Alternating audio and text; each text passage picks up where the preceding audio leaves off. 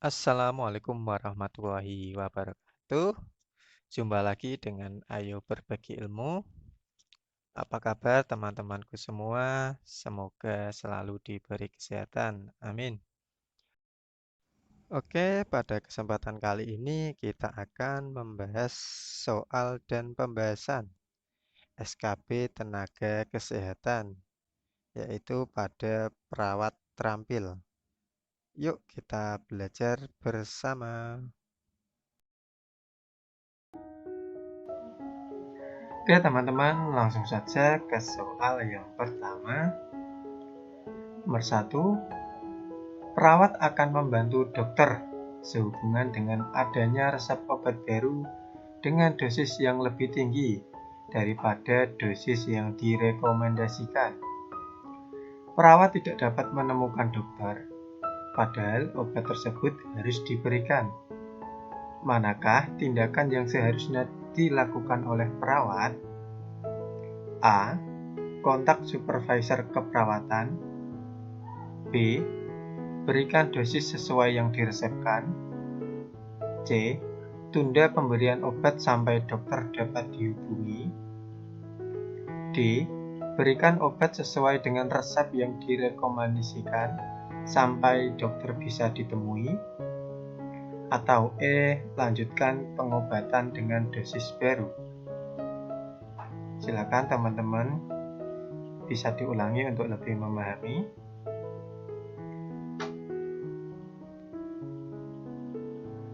Oke, jawaban yang tepat adalah yang A.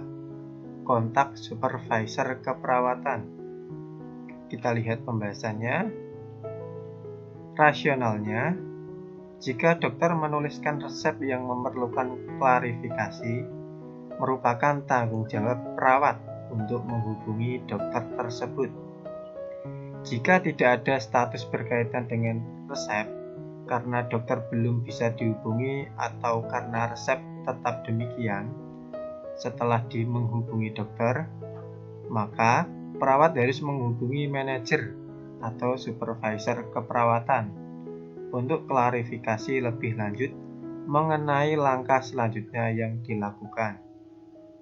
Bagaimanapun, perawat tidak harus melanjutkan pemberian obat sesuai resep baru sampai memperoleh klarifikasi.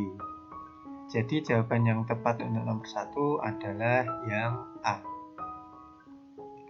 Oke teman-teman, kita lanjut soal nomor 2.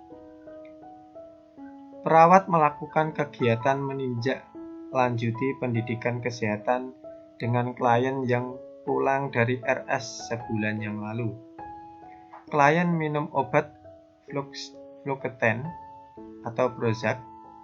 Informasi apa yang penting untuk didapatkan perawat selama kunjungan klien terkait efek samping pengobatan? A. Tunda dan gejala kardiovaskular. B. Disfungsi pencernaan. C. Mulut kering. D. Berkeringat berlebih. Atau E. Jalan menyeret. Silakan teman-teman bisa diulangi untuk lebih memahami.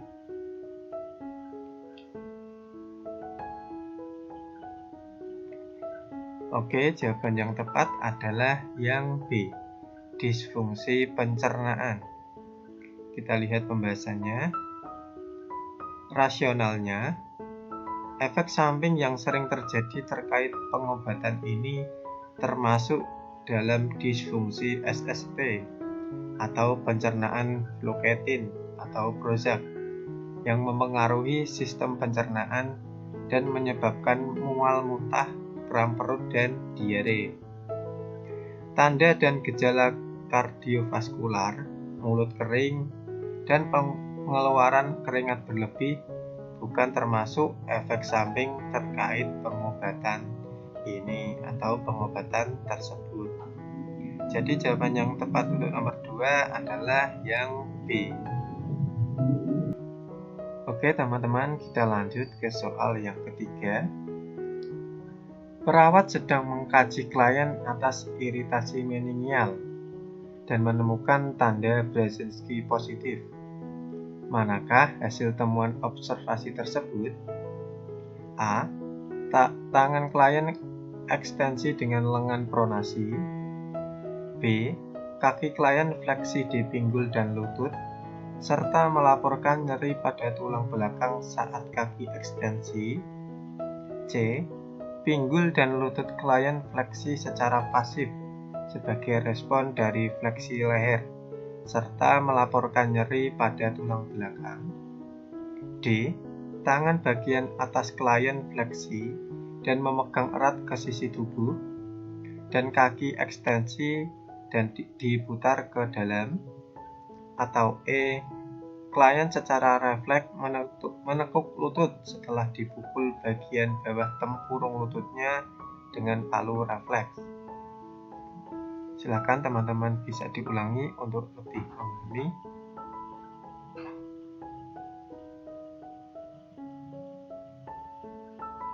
Oke, jawaban yang tepat adalah yang C. Kita lihat pembahasannya. Rasionalnya, tanda Brzezinski diuji saat klien pada posisi terlentang. Perawat merefleksikan kepada klien atau secara perlahan menggerakkan kepala ke dada, dan tidak boleh ada keluhan nyeri atau resistensi dari fleksi kepala.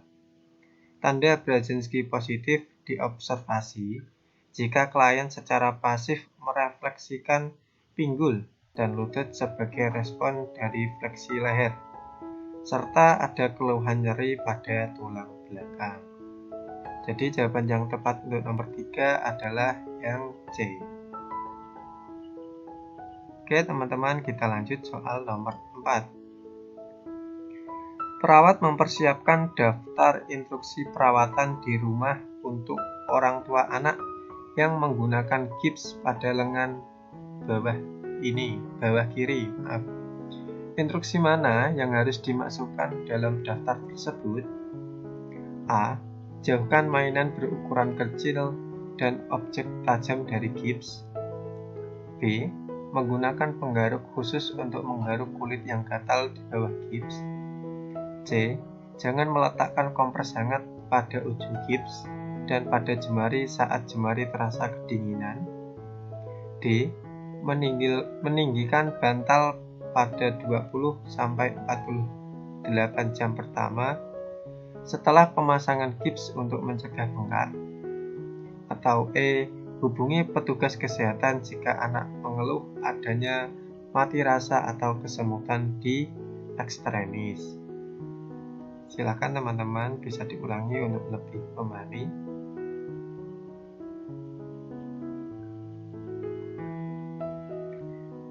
Oke, sudah. Jawaban yang tepat adalah yang B.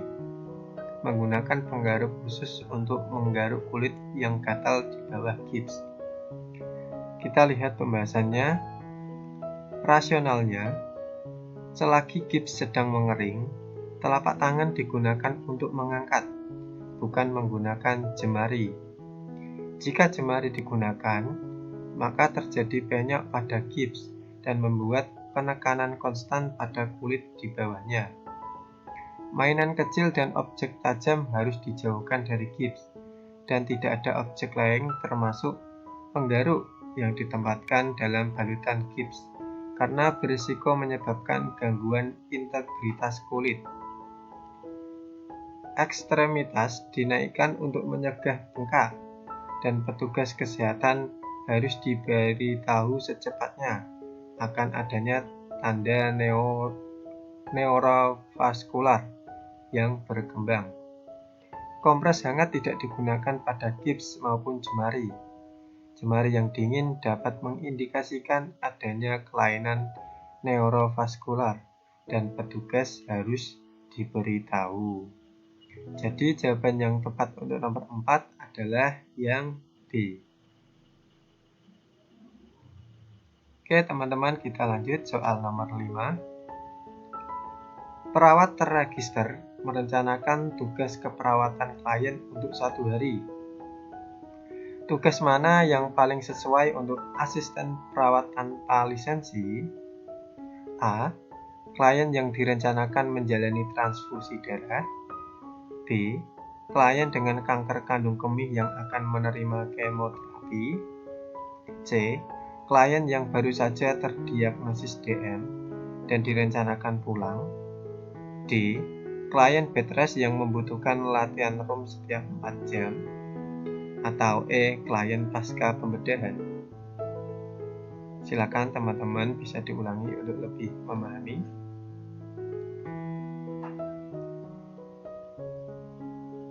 Oke, jawaban yang tepat adalah yang D. Klien bed rest yang membutuhkan latihan room setiap 4 jam. Kita lihat pembahasannya. Rasionalnya, perawat harus menentukan tugas yang paling sesuai berdasarkan keterampilan dan kebutuhan pasien. Terkait ini, tugas yang paling sesuai untuk asisten perawat adalah merawat klien yang sedang bed rest dan membutuhkan latihan room. Asisten perawat telah terlatih untuk tindakan ini. Klien yang menerima kemoterapi dan klien yang menerima transfusi darah membutuhkan keterampilan yang hanya bisa diberikan oleh perawat berlisensi. Klien dengan DM yang dipulangkan akan membutuhkan penjelasan sebelum pulang tentang manajemen diabetes dan berkoordinasi dengan layanan home care yang dibutuhkan. Jadi jawaban yang tepat untuk nomor 5 adalah yang D. Oke teman-teman, kita lanjut ke soal yang ke-6. Perawat sedang menganalisis hasil laboratorium klien dengan sirosis dan menemukan bahwa tingkat amonianya tinggi. Manakah yang seharusnya diresepkan perawat pada klien? A.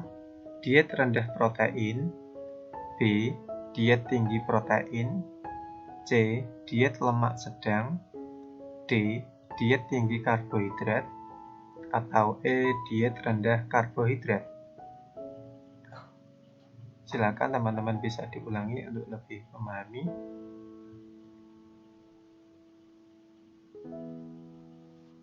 Oke, jawaban yang tepat adalah yang A, diet rendah protein. Kita lihat pembahasannya. Rasionalnya, sirosis merupakan penyakit hati kronis, progresif yang ditandai dengan degenerasi difus dan kerusakan hepatosit. Kebanyakan amonia dalam tubuh ditemukan pada saluran GI. Protein yang diperoleh dari diet diangkut ke hati dengan vena portal. Hati memecah protein yang menghasilkan pembentukan amonia. Jika klien memiliki ensefalopati, diet rendah protein akan diresepkan. Jadi jawaban yang tepat untuk nomor 6 adalah yang A. Oke teman-teman, kita lanjut soal nomor 7. Perawat memantau klien rawat inap yang mengalami penyalahgunaan alkohol. Temuan mana yang seharusnya diwaspadai perawat yang menandakan bahwa klien berpotensi terjadi sindrom putus alkohol? A. Hipotensi, gemetar, dan ketagihan. B. Stupor, lemah, dan kaku otot. C. Hipotensi, tangan tremor dan lemah. D. Hipertensi, perubahan kesadaran dan halusinasi. Atau E. Hipertensi, menarik diri dan tremor. Silakan teman-teman bisa diulangi untuk lebih memahami.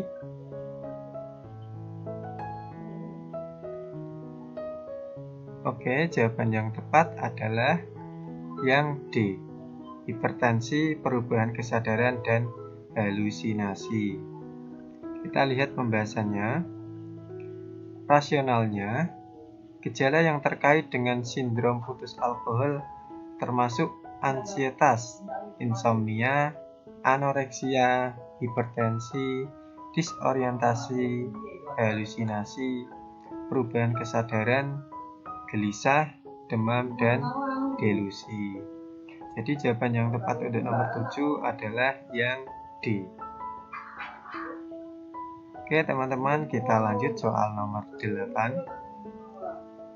Perawat mengevaluasi kemampuan ibu dengan hepatitis B positif untuk memberikan susu botol dengan aman pada BBL selama masa nifas di RS. Contoh tindakan apa yang tepat untuk menggambarkan pengetahuan ibu terkait potensial penularan penyakit pada BBL? A. Ibu meminta jendela ditutup sebelum memberikan susu. B. Ibu menggendong BBL secara tepat selama memberikan susu dan mengupayakan bayi sendawa. C. Ibu memeriksa suhu susu formula sebelum memberikan bayinya. D. Ibu mencuci dan mengeringkan tangan sebelum dan sesudah cebok serta meminta sarung tangan sebelum memberikan susu pada bayi. Atau E. Ibu menyimpan botol susu di tempat bersih dan kering. Silakan teman-teman bisa diulangi untuk lebih memahami.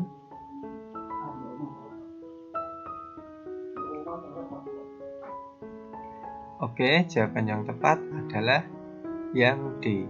Ibu mencuci dan mengeringkan tangan sebelum dan sesudah cebok, serta meminta sarung tangan sebelum memberikan susu pada bayi. Kita lihat pembahasannya. Rasionalnya, virus hepatitis B merupakan yang sangat berbahaya dan dapat ditularkan melalui kontak langsung dengan darah dan cairan tubuh yang terinfeksi hepatitis B. Rasional dari identifikasi ibu nifas dengan penyakit ini adalah untuk memberikan perlindungan bagi janin maupun BBL, untuk meminimalkan penularan pada orang lain, dan untuk meningkatkan pemahaman ibu terkait penularan penyakit ini. Pilihan A tidak akan mempengaruhi penularan. Pilihan B, C, dan E, B, C, dan E lebih kepada teknik pemberian susu botol yang tepat, namun tidak meminimalkan penularan penyakit hepatitis B. Jadi, jawaban yang tepat untuk nomor 8 adalah yang D. Oke teman-teman, kita lanjut ke soal yang ke-9. Ketika melakukan pengkajian postpartum pada seorang klien, perawat menemukan adanya bekuan darah pada lokia. Perawat memeriksa bekuan darah tersebut dan menemukan bahwa bekuan tersebut lebih besar dari 1 cm. Apa tindakan keperawatan yang paling tepat? A. Mendokumentasikan hasil temuan. B. Melakukan pengkajian ulang dalam 2 jam. C. Memberitahukan pada petugas kesehatan. D. Meminta klien untuk menambah asupan oral. Atau E. Meminta klien untuk istirahat. Silakan bisa diulangi untuk lebih memahami.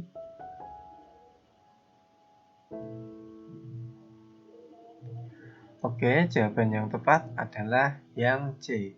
Memberitahukan pada petugas kesehatan. Kita lihat pembahasannya. Rasionalnya, suatu keadaan normal, bekuan beberapa darah ditemukan pada hari ke-1 sampai ke-2 setelah melahirkan akibat akumulasi darah dari vagina. Bekuan darah yang lebih besar dari 1 cm dapat dianggap hal yang tidak normal. Penyebab bekuan ini antara lain anotia uterus atau jaringan plasenta yang tertinggal menghasilkan lebih banyak kehilangan darah. Meskipun penemuan ini akan dimasukkan ke dalam dokumentasi, tindakan yang paling tepat adalah memberitahukan pada petugas kesehatan.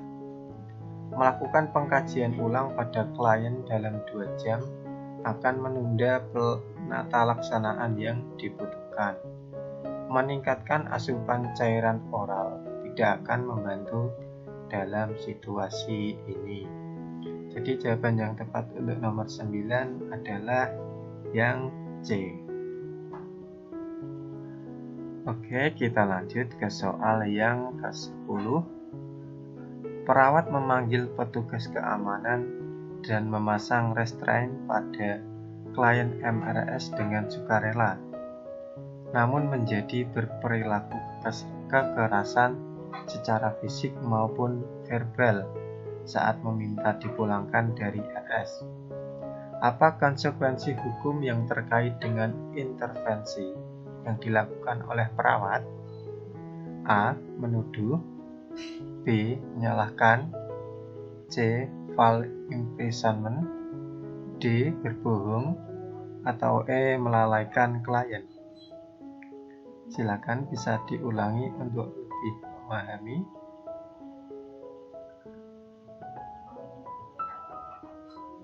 Oke, jawaban yang tepat adalah yang C, false imprisonment. Kita lihat pembahasannya. Rasionalnya, false imprisonment adalah tindakan yang bertujuan mengurung seseorang di tempat tertentu. Perawat dapat dituduh melakukan false imprisonment saat perawat melarang klien meninggalkan RS jika klien dengan sukarela MRS dan jika tidak ada pihak berwenang yang menemani klien.